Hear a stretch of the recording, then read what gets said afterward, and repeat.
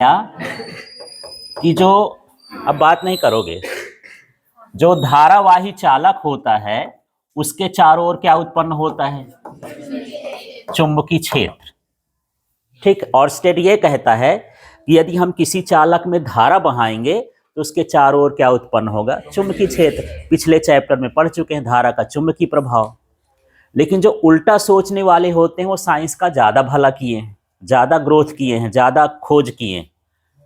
जो फैराडे आया उसका उल्टा सोचा कि भैया तुम धारा से चुंबकीय क्षेत्र उत्पन्न करते हो तो मैं चुंबकीय क्षेत्र से धारा उत्पन्न करूंगा। वो प्रेरित विद्युत वाहक बल उत्पन्न किया ना, तो वहां पर लिखे थे हम कि जब हम कुंडली और चुंबक के मध्य अपेक्षिक गति कराते हैं, है ना, तो उसके चुंबकीय फ्लक्स में परिवर्तन होता है जिससे उसमें प्रेरित विद्युत वाहक बल उत्पन्न हुआ। माने चुंबकीय क्षेत्र को बदल करके हम धारा बना सकते हैं। फिर से देखो, ये सबसे और स्टेट से बड़ा प्रयोग ये था जो हम बिजली वगैरह उपयोग करते हैं, फैराडे के प्रयोग से कर रहे हैं। लेकिन फैराडे का शातिर दिमाग था, कभी कभी ये उल्टा सोचते हैं ना, तो ये बोला कि यार धारावाही चालक के चारों ओर क्या उत्पन्न होता है? चुंबकीय क्षेत्र। तो वो बोलता है कि हम चुंबकीय क्षेत्र देंगे और क्या बनाएंगे? धारा बनाएंगे, और वो सफल भी हुआ, जनित्र वगैरह बनता है। तो इसका कहना है कि यदि परिवर्ती चुंबकीय क्षेत्र है, क्या है? परिवर्ती चुंबकीय क्षेत्र, तो इससे हम क्या बना सकते हैं? विद्युत क्षेत्र या विद्युत धारा। ये किसका कहना है? फैराडे। फिर से देख लो, ये कहता है कि चुंबकीय क्षेत्र है तो इसके चारों ओर क्या उत्पन्न होगा? विद्युत क्षेत्र। यह समझ लो क्या हो गया? धारा, है ना। यदि धारावाही चालक है तो उसके चारों ओर क्या उत्पन्न होगा? चुंबकीय क्षेत्र, है ना। और परिवर्तित चुंबकीय क्षेत्र से क्या उत्पन्न होगा? विद्युत क्षेत्र। उससे भी बड़ा मैक्सवेल आ गया, बोला मैं ऐसा करता हूं, ये बदला है धारावाही चालक को, ये बदला है चुंबकीय क्षेत्र को, मैं ऐसा करता हूं कि दोनों को साथ साथ बदलता हूं, भला क्या होता है ना। तो मैक्सवेल ने चुंबकीय क्षेत्र और साथ में किसको? विद्युत क्षेत्र, दोनों को बदला। तो जब इसको बदला तो इससे क्या उत्पन्न हो गई? तरंगें। तरंगें क्या होती हैं? तरंगें एक तरह की ऊर्जा होती हैं। जैसे मैं अभी बोल रहा हूं तो मेरी आवाज आपके कान तक पहुंच रही है, मेरा मुंह आपके कान में नहीं घुसे जा रहा है, ठीक है, मैं यहीं का यहीं हूं, तो यहां से आपके कान तक क्या जा रही है? ऊर्जा। आवाज जा रही माने क्या जा रही है? ऊर्जा। तो जब ऊर्जा एक स्थान से दूसरे स्थान तक जाती है, ठीक है, और उसमें द्रव्यमान नहीं जाता है, तो उसे ही हम क्या कहते हैं? तरंग। तो तरंग माने क्या है? ऊर्जा का स्थानांतरण। जैसे सूर्य से यहां तक गर्मी आती है, रोशनी आती है, लेकिन सूर्य नहीं आता, उसके भीतर हाइड्रोजन वगैरह जल रहा है, वो भी नहीं आता, उसकी क्या आती है? ऊर्जा। ठीक है, जब आग लगा देते तो आपको आंच महसूस होती है, आग नहीं आ जा रही, उसकी क्या आ रही है? आंच। तो वो उसकी क्या कहला गई? ऊर्जा।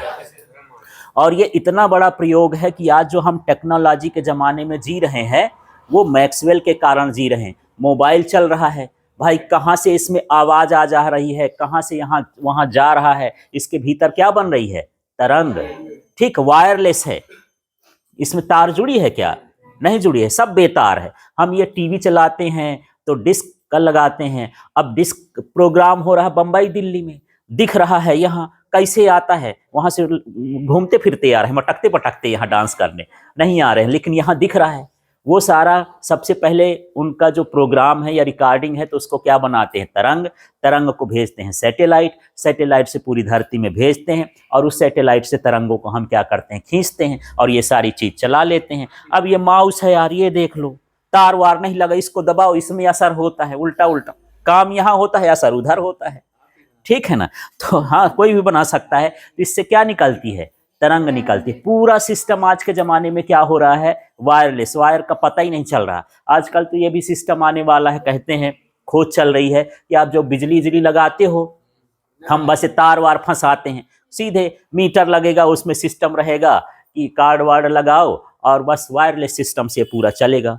और आज अभी सोचो, अभी तो मार्केट में आ भी गया, आपको पंखा लगाना है तो पंखा का स्विच बदलो, स्मार्ट स्विच आता है, डिजिटल स्विच, इसमें लगा दो, रिमोट से चालू करो, जितना धीमे करना है, तेज करना है, कुछ नहीं छूना है ना, बैठे बैठे आप काम कर सकते हो।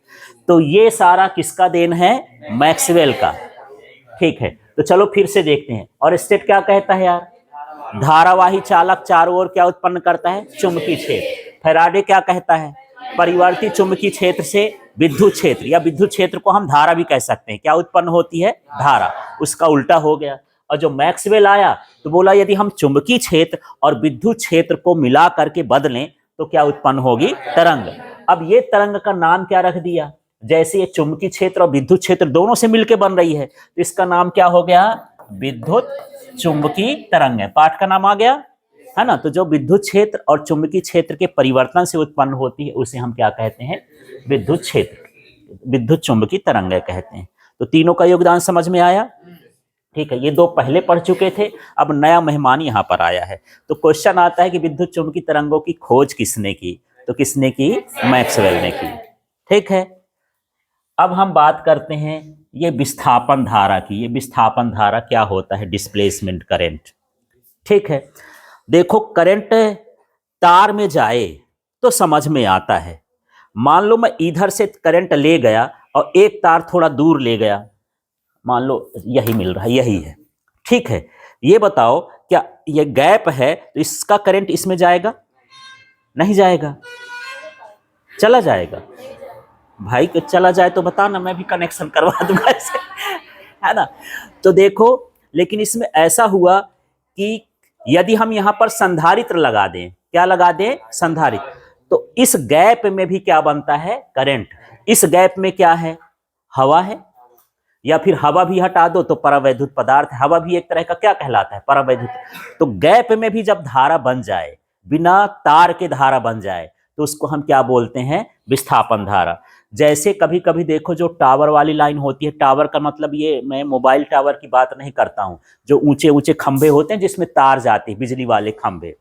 ठीक है, ऐसे ऐसे डिजाइन बने, त्रिकोण जैसे बने होते हैं और ऊपर से तार लंबी लंबी जाती है। ठीक है, इस तरह का त्रिभुज जैसे नहीं बना होता। ठीक, उस तार की जिसमें लाखों वोल्टेज रहता है, लाखों वोल्टेज रहता है। तो इसमें क्या होता है, आप सोचे कि यार मैं यहां तक चढ़ता हूं, इससे तो मेरे तार बहुत दूर है, मेरे को कुछ ना होगा, है ना। लेकिन उसके गैप में भी क्या होता है? करंट होता है। आपको तार खुद खींच लेगी और आप जो है पाउडर बन जाओगे, वहां उसके लायक हो जाओगे। ठीक है, इतना। तो अब देखो, तार थी यहां, आप थे यहां, बीच में क्या था? गैप। उस गैप में भी करंट आ गया, बिना तार का करंट आ गया। ठीक है, तो उस करंट को हम क्या बोलते हैं? विस्थापन धारा। ठीक है, तो ऐसा समझ लो, मान लो मेरे पास ये संधारित्र है तो हम इसमें प्लस देते हैं, इसमें क्या रहता है?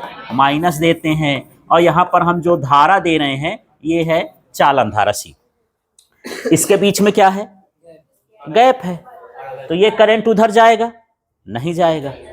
ठीक है, करंट नहीं जाएगा तो इसमें हम दो चीजें कर सकते हैं, या तो इसके भीतर वायु हो, या क्या हो? निर्वात हो, या क्या हो? परावैद्युत पदार्थ। और परावैद्युत पदार्थ भी कुचालक होते, कुचालक में करंट नहीं बहता है, कुचालक में भी करंट नहीं बहता है। तो अब यहां पर जो करंट बनेगा गैप में, वायु में, निर्वात में, परावैद्युत पदार्थ में, उस करंट को हम क्या बोलते हैं? विस्थापन धारा। तो अलग से 2 नंबर में आ जाता है कि विस्थापन धारा क्या कहलाता है। तो निर्वात या वायु या परावैद्युत पदार्थ में विद्युत क्षेत्र के परिवर्तन के कारण जो धारा उत्पन्न होती है उसे विस्थापन धारा कहते हैं। हाँ, याद करो तो बोलो।